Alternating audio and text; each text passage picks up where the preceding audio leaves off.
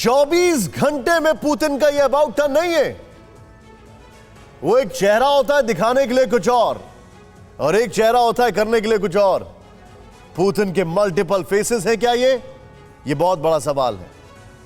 रूस ने यूक्रेन पर एक बार फिर हमले तेज कर दिए। इस वक्त की बड़ी खबर, ब्लैक सी से ज़ैपोरिज़िया पर ताकि कैलिबर मिसाइलें। यूक्रेन को यूएस और यूरोप से मिले हथियार तबाह किए। रूस ने यह दावा किया है। रूस के रक्षा मंत्रालय ने जारी किया हमले का वीडियो।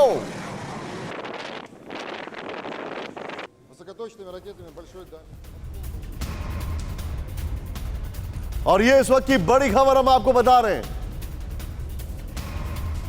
सीधे तौर पर अगर यह हमला हुआ है तो इसका मतलब यह है कि रशिया के टारगेट पर वेस्टर्न अलायंस के दिए गए वेपन सिस्टम है। वो वेपन सिस्टम जो कि लॉन्ग रेंज बमों की वर्षा करते हैं।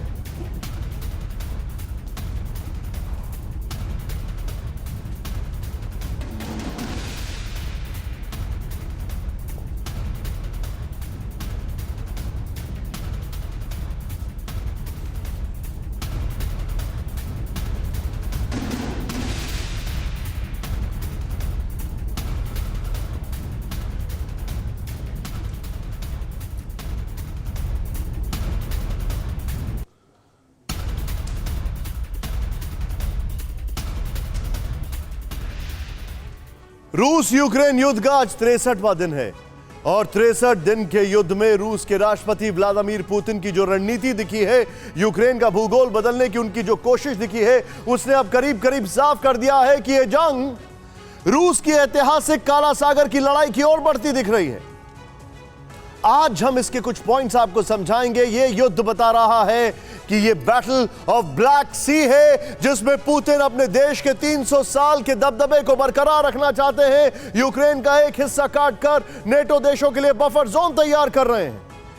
क्रीमिया से लेकर डोनबास तक ग्राउंड कॉरिडोर तैयार किया जा रहा है और अपने मिशन को पूरा करने के लिए इस युद्ध को विस्तार दे रहे हैं।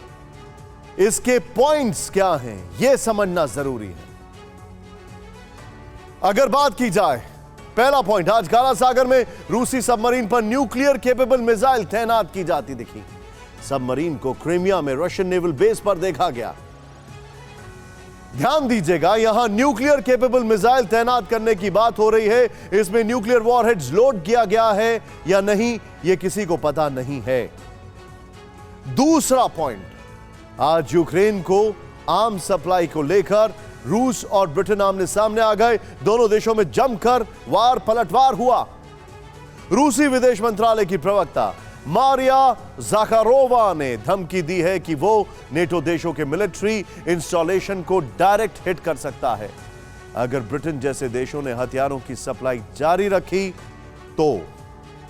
तीसरा point, Russian energy company Gazprom ने आज पोलैंड और बुल्गारिया की गैस सप्लाई बंद कर दी है।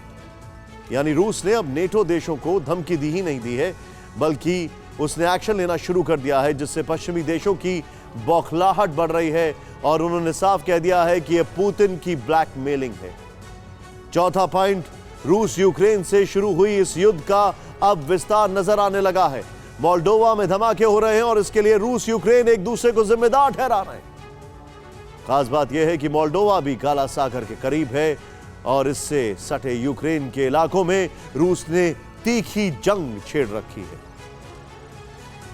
ये वो पॉइंट्स हैं जो वॉर एस्केलेशन की तरफ साफ साफ इशारा कर रहे हैं। परवाह देश की, सोमवार से शुक्रवार रात 10 बजे TV9 भारतवर्ष पर।